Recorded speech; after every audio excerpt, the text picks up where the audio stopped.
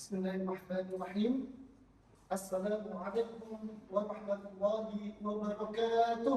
Waalaikumsalam warahmatullahi wabarakatuh. Ini paling belakang suaranya belum terlihat semangat. Ulangi sekali lagi. Assalamualaikum warahmatullahi wabarakatuh. Waalaikumsalam warahmatullahi wabarakatuh. Alhamdulillah ala ihsani wa syukru ala taufiqi wa ikrimani. Asyhadu an la ilaha illallah wahdahu la syarika lahu wa asyhadu anna Muhammadan 'abduhu wa rasuluhu la nabiyya wa rasula ba'da. Amma ba'du. Baik, selamat siang teman-teman Sholi dan Shobihah semuanya. Apa kabarnya? Alhamdulillah. Kaifa halukum? Alhamdulillah. Baik, semoga siang ini kita semua dalam keadaan sehat, tidak ada kurang suatu apapun untuk bersama-sama thalabul ilmi di kelas tercinta kita ini. Baik, sebelum Bapak mulai pembelajaran, Bapak memastikan bahwa yang ada di sini ada muridnya Bapak, ya, jangan sampai murid tetangga masuk. Jadi Bapak harus pastikan dengan absensi. Tapi siang ini absensinya berbeda, bukan cuma kata hadir yang keluar dari bibir kalian semuanya. Tapi kalau Bapak sebutkan apa, yang keluar dari bibir kalian adalah cita-citanya. Nah, jadi kalau Ustaz, Bapak Ustaz ya ini aja, Bapak itu. Atau Mas ya, Mas. Baik, kalau Bapak absensi nama, sebutkan cita-citanya. Jadi Bapak hari ini mau dengar cita-cita kalian apa sih? Baik, yang pertama, Kak Fatih Sholi. Ya Pak, cita-citanya camat Pak. Calon mati. Oh, itu bukan cita-cita kepastian, ya. Kalau calon mati. Semuanya camat sih. Baik, Mas Hafiz. Ya, kades Pak. Kades. Kelapa desa.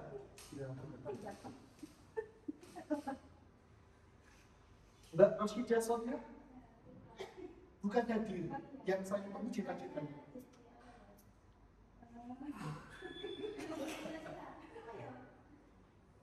Kenapa aja Pak? Bupati. Berarti sedang mencari Pak Patinya. Mbak Tira. Orang sukses Pak. Orang sukses, baik lagi orang sukses. Mbak Sofi, Sonia. Jadi guru Pak. Menjadi guru, Masya Allah. Mbak Zian. Ini menjadi istri yang Sonia. Masya Allah. Ini jadi apa Mbak Zian? Ibu rumah tangga yang baik, Masya Allah. Baik, saya nggak diabsen.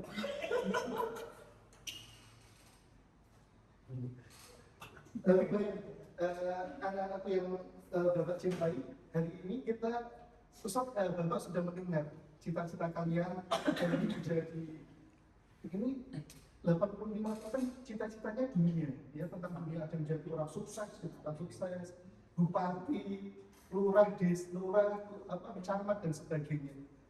Bapak kok tidak ada yang mendengar cita-citanya nanti bisa membawa keluarga masuk surga bersama-sama?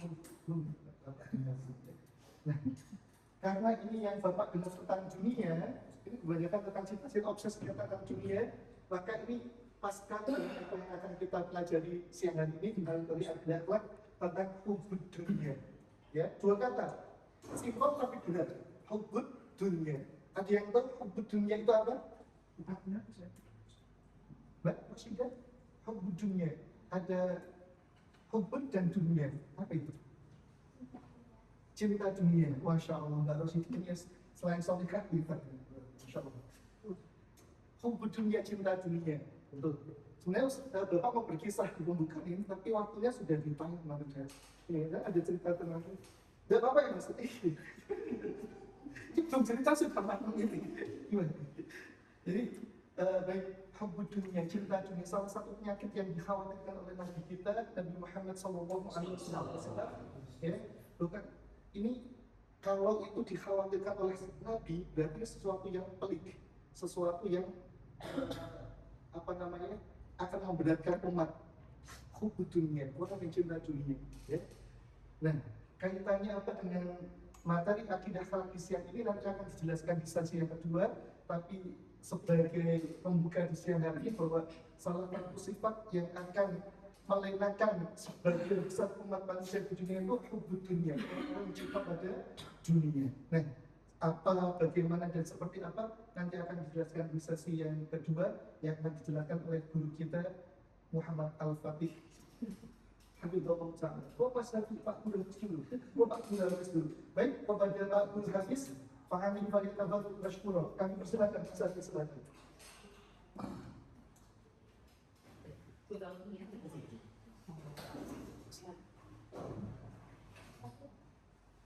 Baik teman-teman, assalamualaikum warahmatullahi wabarakatuh. Punya mana-mana. Bagaimana yang sudah dijelaskan oleh Pak Alif, tadi kemudian tentang mencintai dunia. Lantas, apa sih itu? Bukunya mana, Mbak? Lantas apa sih itu hubud dunia? Secara etimologi, hubud dunia adalah cinta terhadap dunia yang berlebihan. Atau adapun secara terminologi syar'i, Ini nulis. kecintaan berlebihan terhadap urusan duniawi, entah itu harta, kedudukan, jabatan, ataupun terlalu mencintai wanita. Hubud dunia. Lanjut, Pak. Nah, ada kisah dari Al-Quran dijelaskan di surah Al-Hadid ayat 50. Ilamu annamal hayatud dunya la'ibu wa lahu wa zinatu wa tafakhurun bainakum wa takatsurun fil awlad. Nah, silakan dibaca artinya. Saya tulis ke orang supaya tidak mengantuk. Nih, laki-lakinya kelihatan nggak tulisannya? Enggak, Pak. Nggak kelihatan ya? Mas Pak, Mas Pak. Kelihatan terlalu terang. Ya, yang artinya adalah ketahuilah bahwasanya kehidupan di dunia ini adalah sebuah permainan, hanyalah sebuah permainan dan sesuatu yang melelahkan, perhiasan dan bermudah-mudahan antara kamu dan lainnya dan bayi apa dan juga anak-anak. Ya, ada pun untuk dalam kedua dari Al-Quran ayat kedua Jangan bicara. pernikahan Perhatikan Ustaznya. telah melekat kamu sampai kamu masuk ke dalam kubur. Nah, dari hal tersebut kita tahu bahwasanya dunia ini tempatnya bermain. Padahal semua manusia diciptakan cuma untuk beribadah. Bekerja termasuk beribadah apa? Kira-kira, Mas. Bekerja termasuk ibadah nggak? Mas Pak, apa? Ibadah. Ibadah. Iya. Mbak yang bilang produknya. Kira-kira bekerja kalau berlebihan ibadah nggak? Lupa sholat, apapun, sampai lupa menafkahi istri. Iya, oke. Apa-apa yang berlebihan itu tidak dinilai sebuah ibadah. Karena apa? Karena bisa merupakan kewajiban di antara yang wajib. Contohnya sholat. Kerja wajib, tapi sholat lebih wajib. Oke, lanjut, Pak.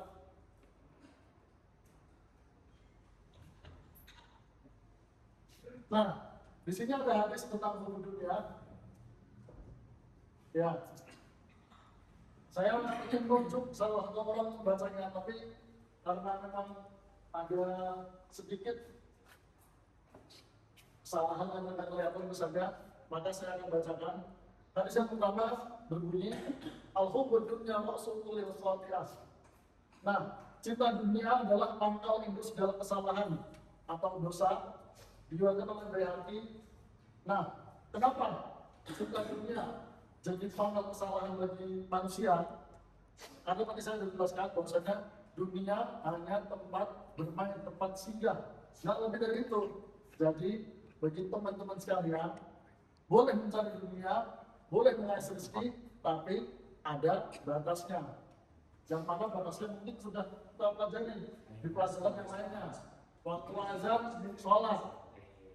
Waktunya sholat, jangan kerja seperti itu.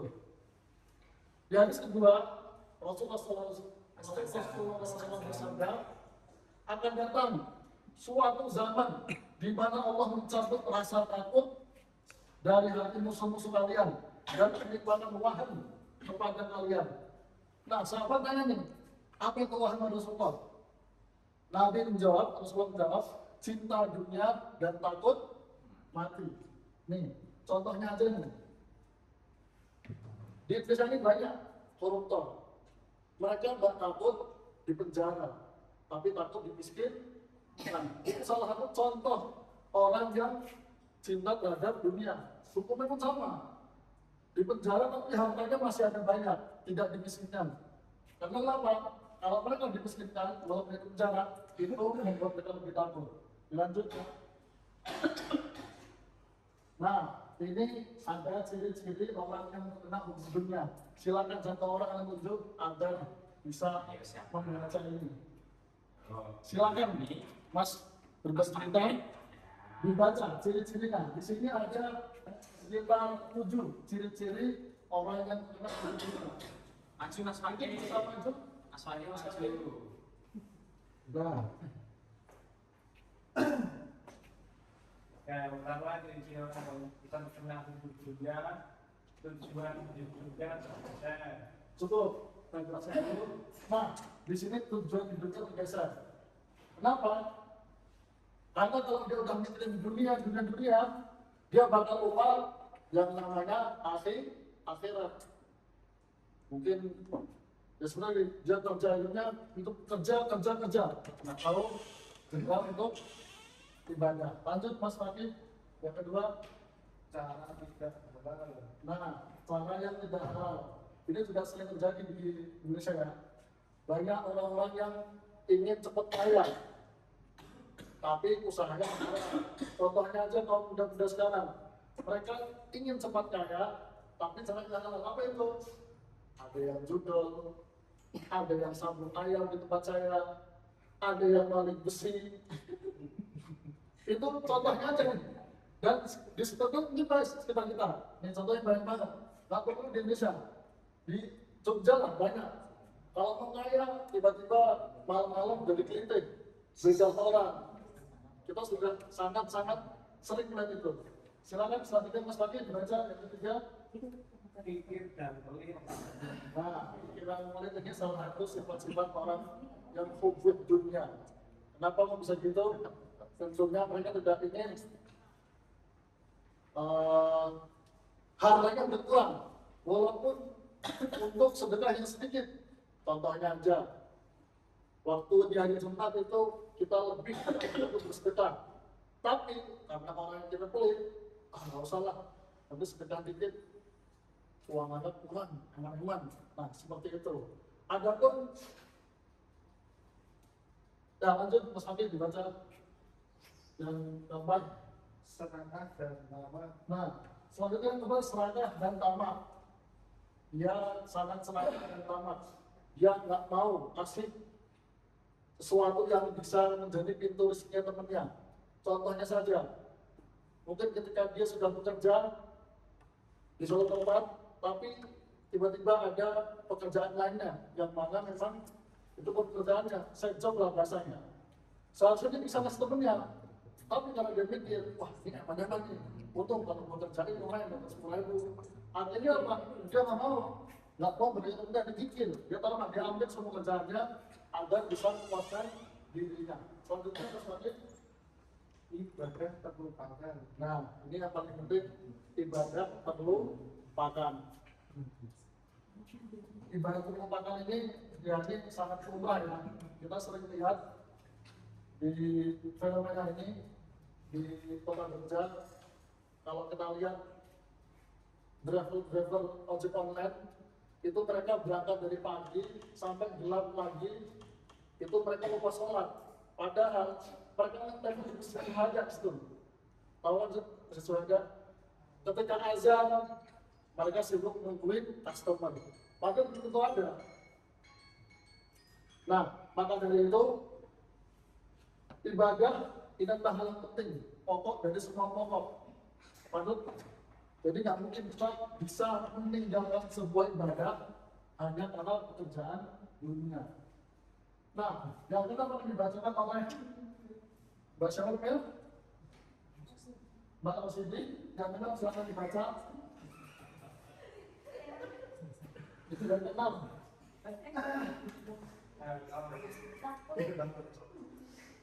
Takut mati berlebihan. Ya, yang kenapa takut mati berlebihan. Ya, ini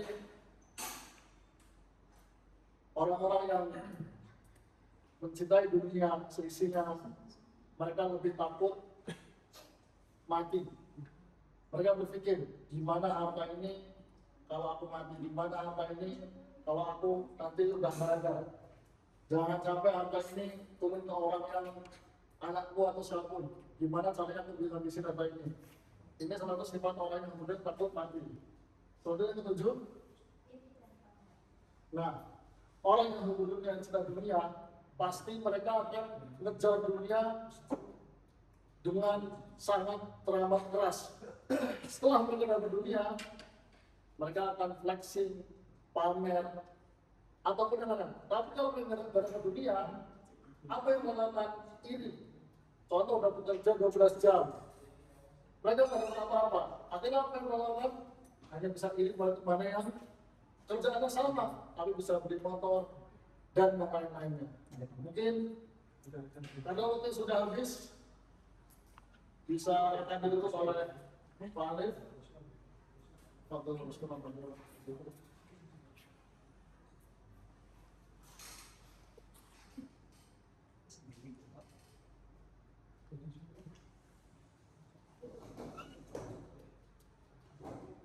Baik, anak Soli dan Sofiha semuanya masih semangat?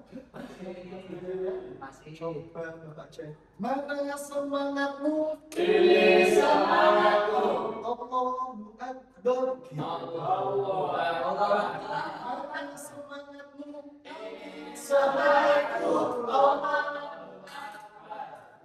Kita kembalikan konsentrasi ke semula. Konsentrasi. Konsentrasi. Konsentrasi dimulai dari sekarang gitu ya. Konsentrasi. Konsentrasi dimulai.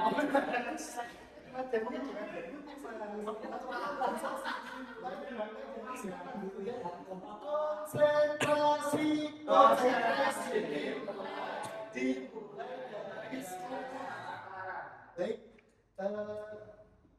Bapak bertugas untuk memberikan closing atau closure ya, kalau dalam bahasa baratnya namanya closure depan kelas. Tadi sudah dijelaskan dengan amat sangat baik oleh Pak Hafiz tentang tubuh dunia.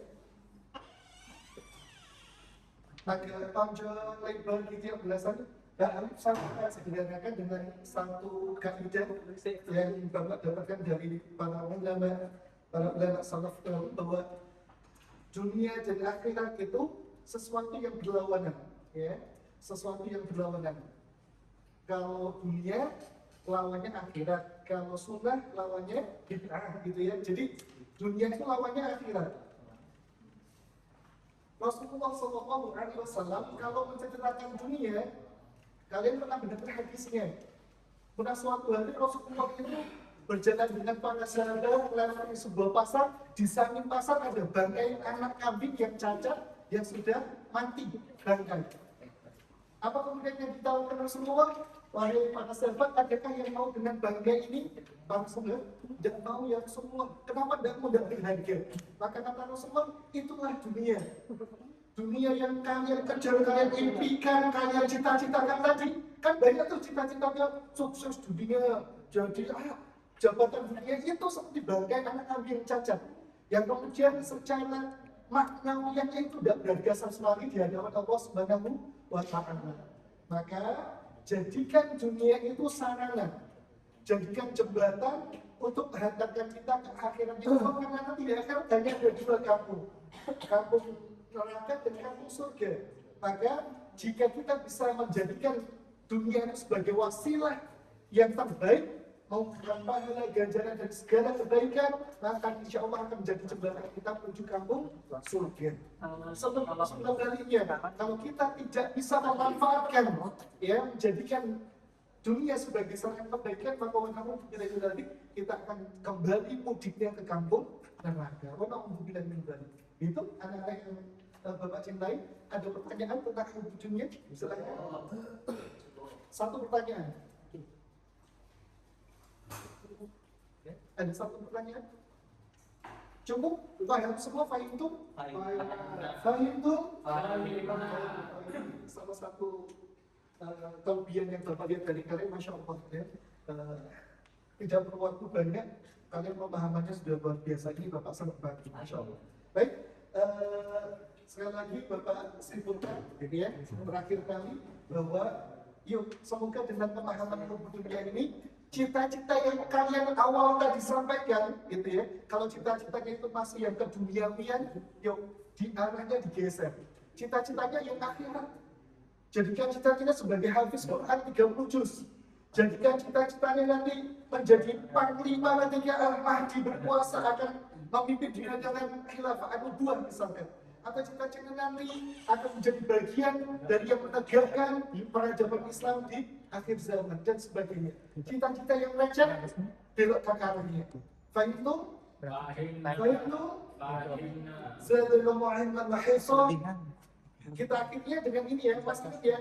Naftatim bilhamdalillah. Alhamdulillah. Tuhayyi illa liqa. Ma'asalama selain uhayyi illa liqa. Assalam. Lebih keras uhayyi illa liqa. Assalam. Ulangi. Naftatim bilhamdalillah. Alhamdulillah. Uhayyi illa liqa. Assalam. Barakallah. Baik, Bapak akhiri, semoga pelajaran yang sedikit ini menjadi bermanfaat bagi kita semuanya. Zadanallahu ilman wa hifdza. Kita akhiri dengan membaca doa kafaratul majlis bersama-sama. Subhanallahumma wa bihamdik, asyhadu an la ilaha illa anta, astaghfiruka wa atubu ilaik. Baik, jazakumullah khairan atas perhatiannya. Apabila banyak salah kami dalam menyampaikan materi, kami mohon maaf. Kami akhiri. Wassalamualaikum warahmatullahi wabarakatuh. Waalaikumsalam.